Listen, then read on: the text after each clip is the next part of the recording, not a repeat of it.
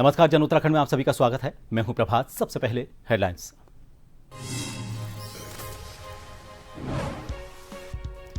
मुख्यमंत्री पुष्कर सिंह धामी ने स्वरोजगार योजना के तहत 3,848 लाभार्थियों को ट्रांसफर किए 33 करोड़ 22 लाख रुपए। सरकार का दावा, योजना से पलायन रुका और बढ़ा स्थानीय रोजगार। आत्मनिर्भर उत्तराखंड की दिशा में बताया बड़ा कदम। भाजपा द्वारा मनरेगा का नाम बदले जाने का प्रदेश कांग्रेस ने किया विरोध, लेकिन कहीं फूंका गया पुतला तो इसको लेकर कहीं प्रदर्शन कर की गई सरकार के खिलाफ नारेबाजी।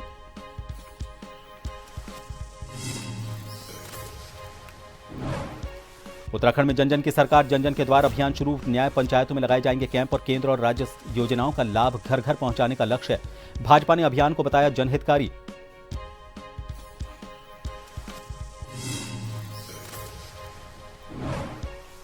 नामी सरकार की पर्यटकों के लिए पहल, होटलों में रेस्ट लिस्ट लगाना अनिवार्य। नियम तोड़ने पर होगी कार्रवाई। 22 से 26 दिसंबर तक होंगे विंटर कार्निवल।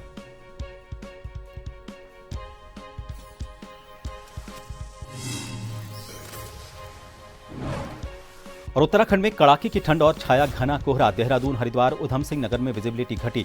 पहाड़ों में गिरा पाला। मौसम विभाग ने कड़ाके की ठंड का येलो अलर्ट किया जारी।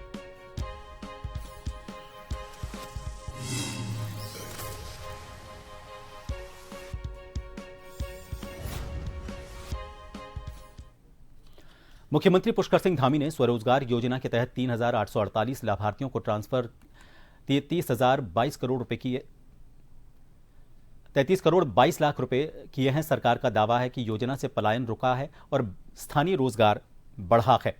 आत्मनिर्भर उत्तराखंड की दिशा में इसे एक बड़ा कदम बताया गया। स्वरोजगार योजना से हजारों को आर्थिक सहायता मिलने का भी दावा किया गया।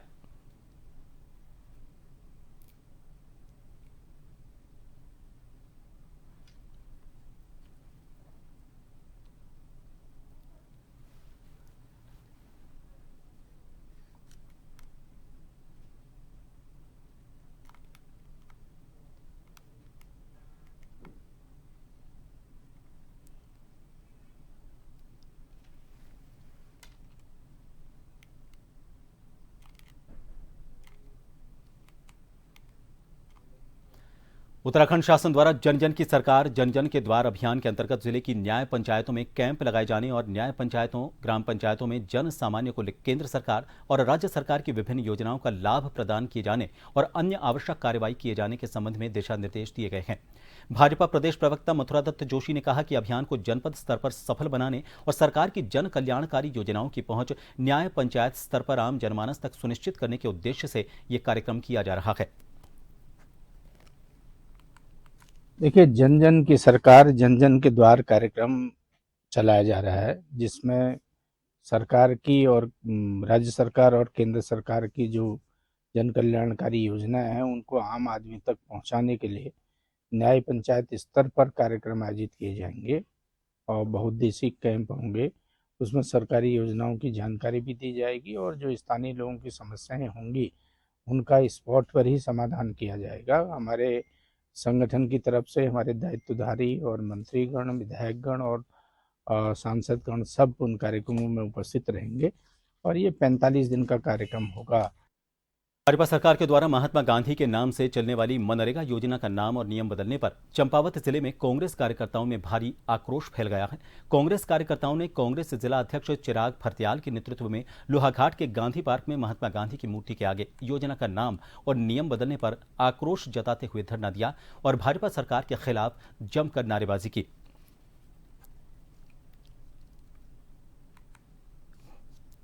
केंद्र की भाजपा सरकार द्वारा जो मनरेगा योजना थी, जिससे कि हमारा गांव-गांव, घर-घर का ग्रामीण अपनी आजीविका चलाता था, उसके खिलाफ और हमारे जो राष्ट्रपिता हैं महात्मा गांधी जी का अपमान करने की कोशिश की गई है और ग्रामीणों का, हमारे किसानों का, मजदूरों का अपमान करने की कोशिश की गई है। उसके खिलाफ राहुल जी द्वारा जो किया गया है और उसी के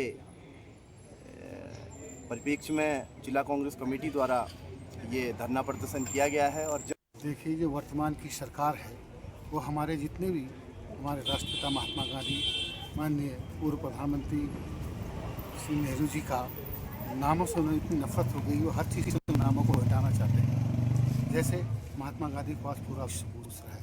उनके नाम पर जो मनरेगा की योजनाएं चलाई जाती थी, जो हमारे सुदूरवर्ती ग्रामीण क्षेत्रों के लोगों के लिए एक बहुत अच्छा साधन था।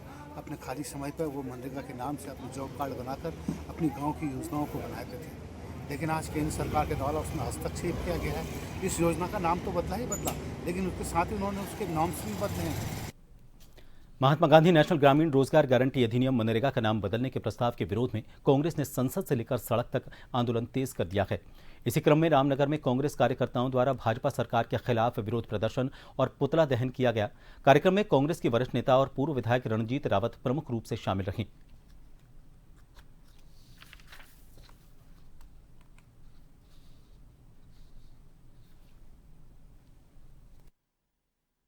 महात्मा गांधी राष्ट्रीय ग्रामीण रोजगार योजना, जिसे विश्व बैंक ने दुनिया की सबसे बड़ी रोजगार देने वाली योजना करार दिया है और प्रधानमंत्री ने उसे सदन में कांग्रेस की असफलताओं का सम्मारक बताया।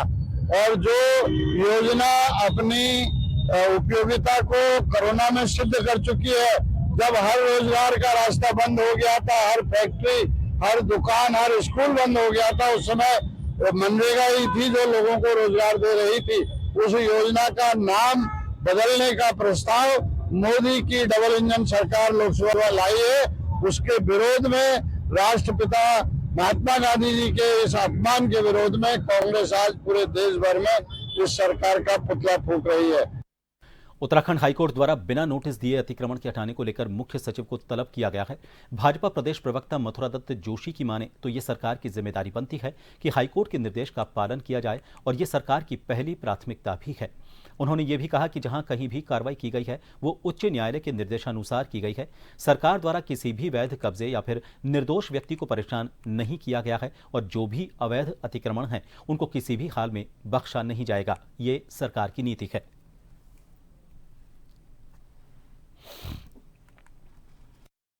में माननीय उच्च न्यायालय के निर्देशानुसार कार्रवाई हो रही है और किसी भी निर्दोष को नहीं परेशान किया जाएगा। अगर किसी का जेन्युइन कब्जा होगा, वैध कब्जा होगा या वैध कागजात उस पर होंगे तो निश्चित रूप से उसको परेशान नहीं किया जाएगा।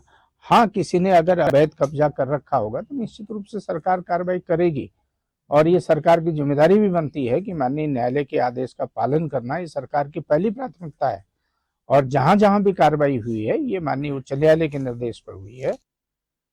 प्रदेश के कृषि मंत्री गणेश जोशी ने आज अपने कैंप कार्यालय से जिला योजना के अंतर्गत जनपद देहरादून के 28 कृषकों के दल और 2 उद्यान कार्मिकों को 5 दिवसीय सेब एवं कीवी उत्पादन प्रशिक्षण के लिए डॉक्टर वाई.एस. परमार कृषि एवं वानिकी विश्वविद्यालय नौणी, सोलन, हिमाचल प्रदेश के लिए हरी झंडी दिखाकर रवाना किया।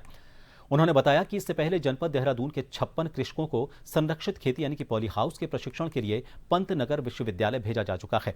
मंत्री ने विश्वास जताया कि प्रशिक्षण के बाद कृषक अपने अनुभवों को अन्य किसानों के साथ साझा करेंगे, जिससे जिले और प्रदेश में बागवानी को नई दिशा मिलेगी।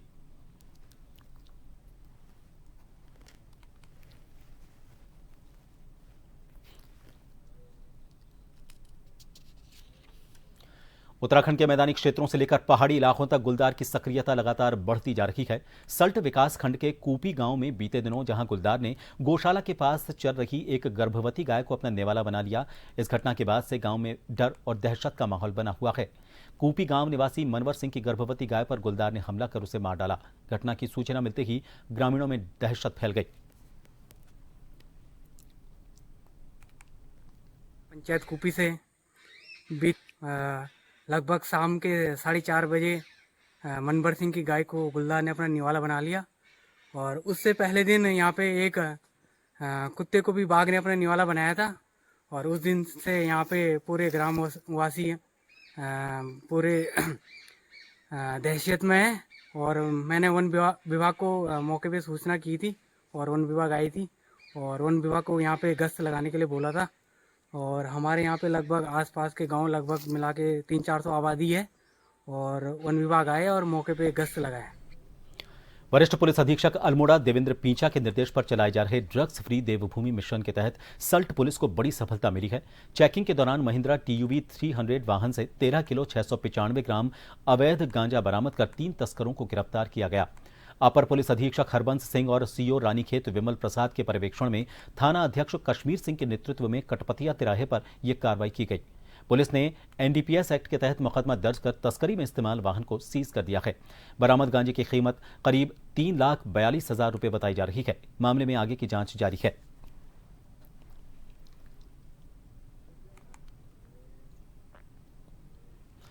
रुड़की ब्लॉक के गांव माधोपुर और हजरतपुर के ग्रामीणों के बीच लंबे समय से चले आ रहे विवाद पर अब विराम लगने की उम्मीद है। तहसीलदार विकास अवस्थी के नेतृत्व में आज पंचायत घर में खाद्य आपूर्ति विभाग के अधिकारियों द्वारा दोनों पक्षों के लोगों के अलग अलग शपथ पत्र सहित बयान दर्ज किए गए। ग्रामीणों का कहना है कि पिछले करीब 40 वर्ष से जिस व्यक्ति के पास राशन कोटा था वो नियमित रूप से राशन वितरण करता आ रहा है और उसके खिलाफ कभी कोई शिकायत या आरोप नहीं रहा। ग्रामीणों ने मांग की है कि कोटा उसी व्यक्ति के परिजन को दिया जाए। उनका आरोप है कि आपसी रंजिश के चलते कुछ लोगों द्वारा झूठी शिकायतें की गई थीं। खालिद रशीद 40-45 साल से जब से कोटा शुरू हुआ था उसी के पास है और गांव में किसी को उससे कोई आपत्ति नहीं है। कभी किसी के साथ कोई व्यवहार नहीं कर खराब था उसका। वो पूरे महीने कोटा बांटता था, जब जिसका जी करा गया लिया। कभी वो जेल नहीं गया, कभी उसको कोई केस नहीं हुआ। बस हमें इतनी जानकारी जी उसके बारे में। आज आपने अच्छा, अधिकारियों ने बयान यही दर्ज करे कि इसका व्यवहार कैसा था। हमारा मामला चल रहा है, जो विरोधी है इसकी जांच मांग रखी है आदिल साहब ने। तो यो इसने कोटे में आके जो मतलब 2-4 आदमी इधर उधर करके जो भी मतलब आपत्ति लगाई, और अब इसमें डीएम साहब ने 3 आदमी की कमेटी बनाई थी, तहसीलदार, इंस्पेक्टर साहब और एडी पंचायत। तो उसमें लगभग एक गांव में नोटिस लगा गया था आपत्ति के लिए। तो जो भी आपत्ति इसमें देगा वो प्रूफ के साथ देगा, नहीं अगर प्रूफ नहीं मिले तो उस पर हम कार्रवाई करेंगे। माधोपुर हजरतपुर में एक राशन की दुकान को लेके एक मामला चल रहा है शिकायत पे।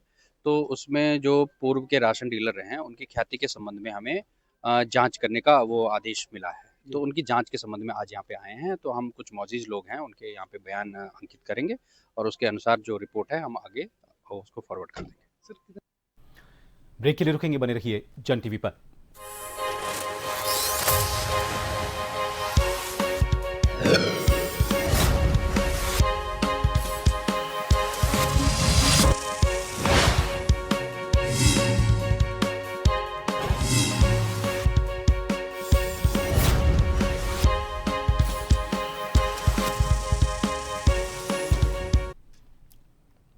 ब्रेक के बाद एक बार फिर आप सभी का स्वागत है।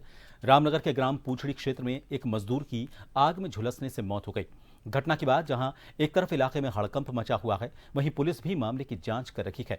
बता दें कि पन्नालाल नाम का यह व्यक्ति जो इस गांव में किराए के मकान में अकेला रहता था और मजदूरी कर अपना भरण पोषण करता था।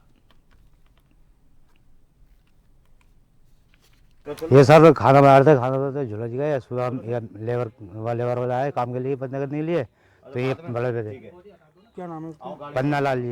ये गाड़ी थोड़ी मजदूरी करता था मैं मजदूरी करते थे 54 पैसे जी। और यहाँ किराए में रहता था? यहाँ किराए में रहते थे सर। ये अकेला ही था? अकेले ही थे सर। नैनीताल जिले के मैदानी इलाकों में आज सुबह से घना कोहरा छाया हुआ है, जिससे जनजीवन प्रभावित हो रहा है। कोहरे के कारण विजिबिलिटी बेहद कम हो गई है। सड़कों पर वाहन चालकों को भारी परेशानी हो रही है।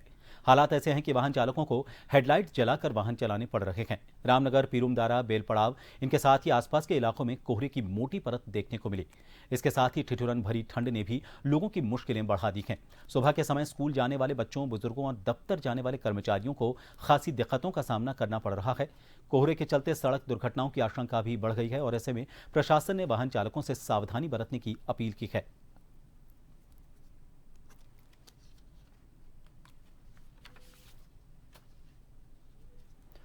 उत्तराखंड हाईकोर्ट ने HNB गढ़वाल केंद्रीय विश्वविद्यालय के कुलपति की नियुक्ति को चुनौती देने वाली जनहित याचिका पर सुनवाई के बाद UGC और अन्य से 4 सप्ताह में जवाब मांगा है। कोर्ट ने मामले की अगली सुनवाई के लिए 10 फरवरी की तारीख तय की है। वरिष्ठ न्यायमूर्ति मनोज कुमार तिवारी और न्यायमूर्ति सुभाष उपाध्याय की खंडपीठ के समक्ष मामले की सुनवाई हुई। पौड़ी गढ़वाल निवासी नवीन प्रकाश नौटियाल ने हाईकोर्ट में जनहित याचिका दायर कर HNB गढ़वाल केंद्रीय विश्वविद्यालय के कुलपति की नियुक्ति को चुनौती देते हुए कहा कि उनकी नियुक्ति UGC के नियमों के तहत नहीं की गई है और इस नियुक्ति के लिए वो अर्ह नहीं है। याचिका में कहा गया कि उनकी नियुक्ति गलत तरीके से की गई है।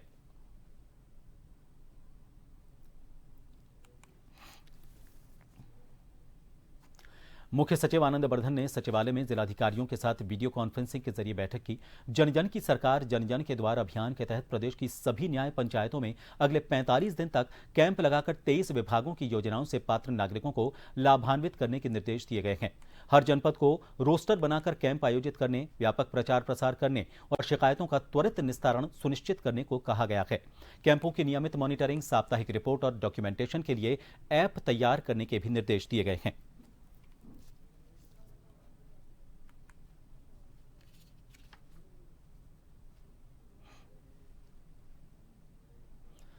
एसपी चंपावत अजय गणपति के नेतृत्व में जिले में नशा तस्करों के खिलाफ लगातार सख्त कार्रवाई की जा रही है और इसी क्रम में चंपावत पुलिस, एसटीएफ और एसओजी की संयुक्त टीम ने बड़ी सफलता हासिल करते हुए करीब 2 करोड़ रुपए की स्मैक बरामद की है और उत्तर प्रदेश के 3 कुख्यात नशा तस्करों को गिरफ्तार किया है। इस कार्रवाई पर लोहाघाट विधायक खुशहाल सिंह अधिकारी ने एसपी चंपावत अजय गणपति और पूरी चंपावत पुलिस टीम को धन्यवाद दिया। विधायक अधिकारी ने कहा कि एसपी चंपावत के नेतृत्व में पुलिस लगातार नशा तस्करों के खिलाफ प्रभावी कार्रवाई कर रही है, जो सराहनीय है। उन्होंने बताया कि इस वर्ष अब तक चंपावत पुलिस द्वारा 17 करोड़ रुपए से ज्यादा के ड्रग्स की बरामदगी की जा चुकी है। मैं बहुत बहुत धन्यवाद दूंगा एसपी साहब को, क्योंकि एसपी साहब का नेतृत्व बड़ा अच्छा नेतृत्व यहाँ पे चल रहा है। जिस प्रकार से एक मित्र पुलिस का काम होता है, वो संचालन, वो जो व्यवस्था उनकी चल रही है, मैं उनको बधाई देता हूँ। इसलिए देता हूँ क्योंकि मैं इससे पहले भी कई बार विधानसभा में इस मांग को उठा चुका था, क्योंकि नशे से हमारे लोगों, हमारे युवाओं का पूरा ये है कि हम पलायन के ख़त्म होने की दशा में जा रहे हैं, क्योंकि हमारे पूरे युवा इस नशे में ऐसे घिर गए हैं कि उस नशे के घेर से बाहर नहीं आ पा रहे हैं। उसको हमारे यहाँ के जो एसपी गणपति जी हैं, उन्होंने इस बात को संज्ञान में लिया और बहुत मेहनत उन्होंने इस पर की, जिसका प्रतिफल है कि आज 2-2 करोड़ों के हिसाब से इसमें पकड़ी जा रही। उत्तराखंड उच्च न्यायालय ने प्रदेश में शराब के दाम बढ़ाने के सरकार के निर्णय पर रोक लगा दी है। न्यायमूर्ति रविंद्र मैठाणी और न्यायमूर्ति आलोक मेहरा की खंडपीठ के समक्ष मामले की सुनवाई हुई। शराब बनाने वाली डिस्टिलरी मेसर्स इंडियन ग्लाइकोकस लिमिटेड याचिका दायर कर प्रदेश में शराब के दाम बढ़ाने के सरकार के निर्णय को चुनौती दे रही थी। Message messrs Indian glycol limited ने याचिका में यह कहा है कि प्रदेश सरकार ने 28 नवंबर को एक नोटिफिकेशन जारी कर प्रदेश में शराब के दामों में वृद्धि कर दी और ये कहा कि राज्य सरकार एक्साइज ईयर के माध्यम में शराब के दामों में वृद्धि नहीं कर सकती। नोटिफिकेशन के माध्यम से उत्तराखंड आबकारी नीति नियमावली में संशोधन नहीं किया जा सकता। संशोधन के लिए नियमावली बनाई जाए या तैयार करने वाली जो प्रक्रिया अपनाई जानी चाहिए। वहीं सरकार की ओर से कहा गया कि प्रदेश सरकार को इसका अधिकार है। दोनों पक्षों को सुनने के बाद हाईकोर्ट ने सरकार के 28 नवंबर को जारी नोटिफिकेशन पर रोक लगा दी है।